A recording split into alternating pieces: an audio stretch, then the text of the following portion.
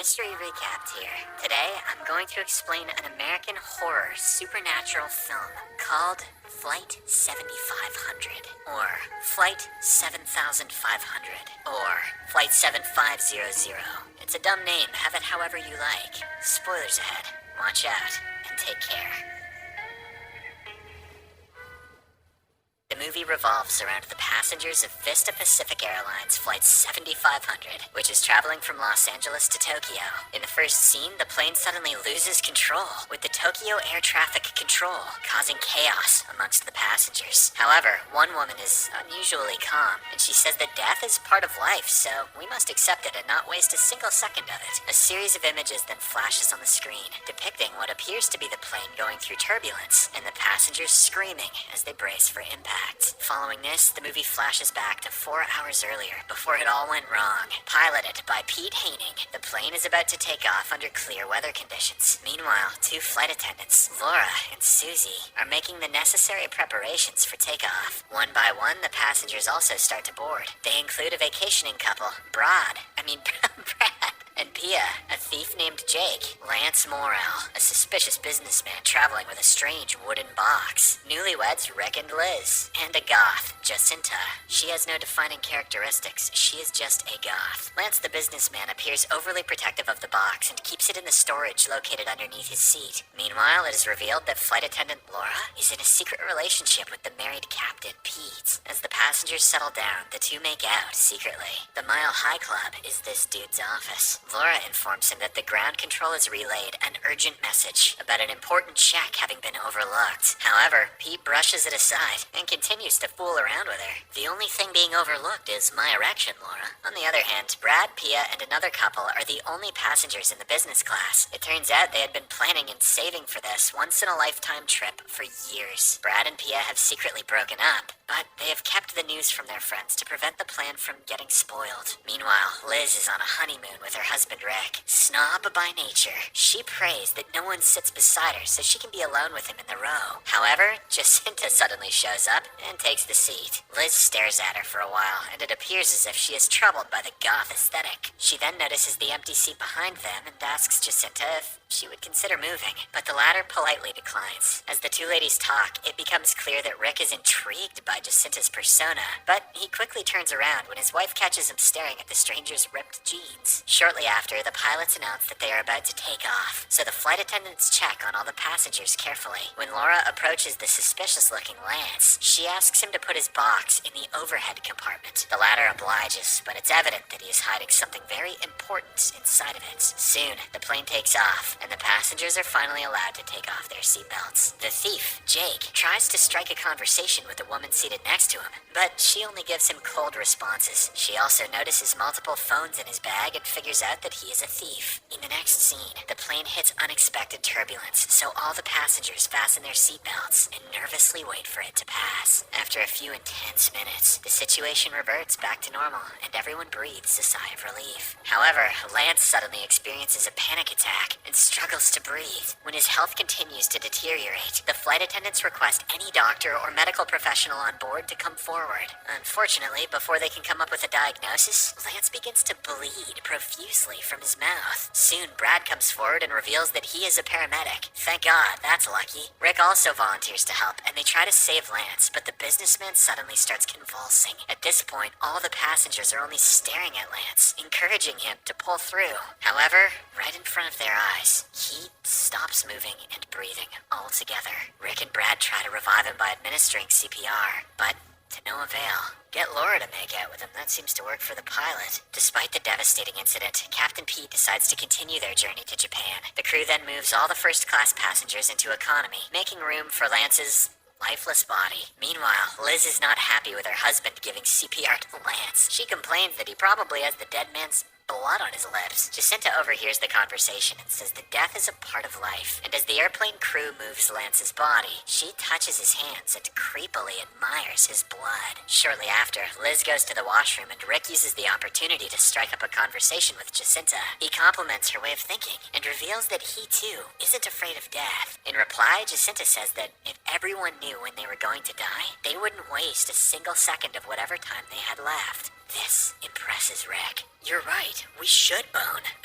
What did you say? But as he is about to spice up their conversation, Liz returns and interrupts them. Later, while dispensing drinks, Laura notices Lance's bloody tooth in his seat and starts seeing flashbacks of him convulsing. When the visions get out of hand, she panics and eventually falls to the ground. Suddenly, the plastic water bottles start collapsing, and it turns out that the cabin pressure is dropping. Brad's nails also start to turn blue, indicating that the situation is only about to become worse. Soon, the plane starts to freefall, causing mayhem among the passengers. After a lot of struggle, the pilots somehow manage to stabilize the plane, but it continues to shake violently. To make matters worse, the carbon dioxide levels start rising, so oxygen masks are dispensed above the seats. However, Pia's mask doesn't work, forcing Brad to give up his oxygen and find himself another one. He then notices a child unconscious in another row and goes over to help her. Meanwhile, a woman named Raquel is stuck in a bathroom without oxygen. She somehow manages to open, but before she can put on a mask, she passes out. As the devastation continues, Brad notices that Pia has fainted, so he returns to his seat and tries to wake her up. Fortunately, after holding his oxygen mask against her mouth for a few seconds, she regains consciousness. The situation inside the plane also returns to normal, and Captain Pete reveals that the cabin depressurized because a seal was damaged due to the previous turbulence. The issue has now been isolated, and the plane is flying at a lower altitude. Hearing this, everyone finally removes their oxygen masks and breathes a sigh of relief. Elsewhere, as Laura is checking up on all the passengers one by one, she notices Raquel passed out in the washroom. The poor woman is immediately given emergency oxygen, and after a few seconds, she wakes up. Meanwhile, Pia notices a reflection of a frightening, ghostly apparition, but when she turns around, there's nothing. It's almost as if she has started going paranoid because of the circumstances around her. On the other hand, the thief Jake leaves his seat and covertly sneaks into the business class. It turns out he has his eyes set on Lance's Rolex watch. The watch says it's time for stealing. After getting the job done, he even takes a selfie with the dead man. But right then, Lance starts to move, freaking the hell out of Jake. When the latter pulls back the cloth covering the body, he is left in utter disbelief. He falls on his back and starts crawling, but the unseen force eventually gets to him. In the cockpit, Captain Pete tries to establish contact with the Tokyo radio, but he only hears a distorted voice on the other end of the line. Brad starts watching The Twilight Zone, an in-flight TV show, to take his mind off everything around him. However, his screen starts to distort, and he sees an image of Lance. An hour later, the flight attendant, Laura, notices strange lights outside the plane window, but she brushes it off as her imagination. She then realizes that Jake is missing from his seat, so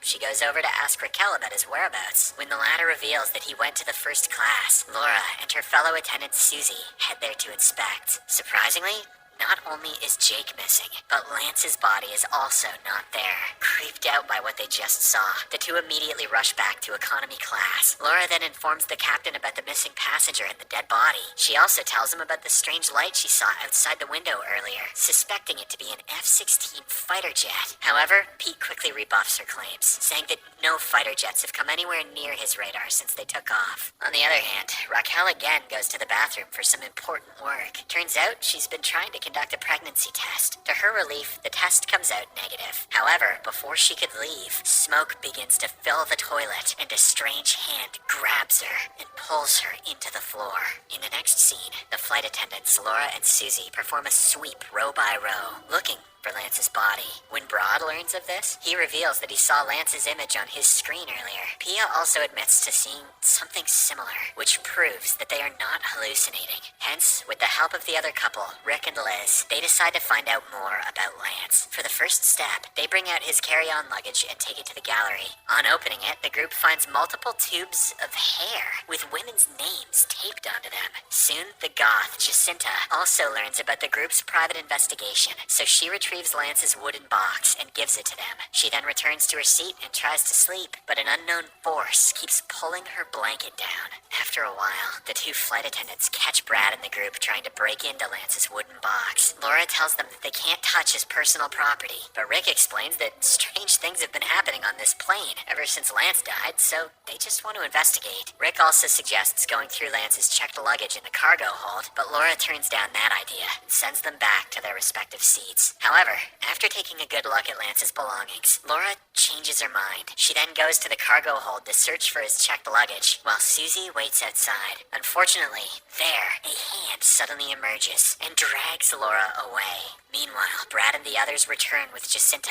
to continue their investigation. When they open Lance's wooden box, they find a death doll. Jacinta, being a hardcore nerd, seems to know about this. She explains that the doll is a shinigami. In Japanese mythology, shinigami is a death spirit that collects people's souls after they die, but only if they let go of what is holding them to this world. As Jacinta continues explaining the mythology, the doll suddenly starts to make strange noises. This makes the group realize that Lance is perhaps refusing to let go of his soul, or his watch. Meanwhile, Captain Pete starts hearing distorted noise on the radio. Suddenly, someone appears from behind, and he screams out of fear. Elsewhere, as Susie waits for Laura by the cargo hold hatch, another hand tries to pull her down. Susie somehow escapes its clutches and runs into first class, but a mysterious cloud of smoke follows her. The smoke quickly clears, and Brad, Pia, Rick, Liz, and Jacinta rush to find out what is wrong. As Susie walks towards them, one of the overhead compartments opens, and she is sucked into it. Panicking, everyone rushes downstairs towards the cockpit, while Jacinta hears her own words and hesitantly walks towards an unknown figure which appears before her. The others discover Captain Pete and the co-pilot dead in their seats. Even Raquel is seen lifeless inside the bathroom.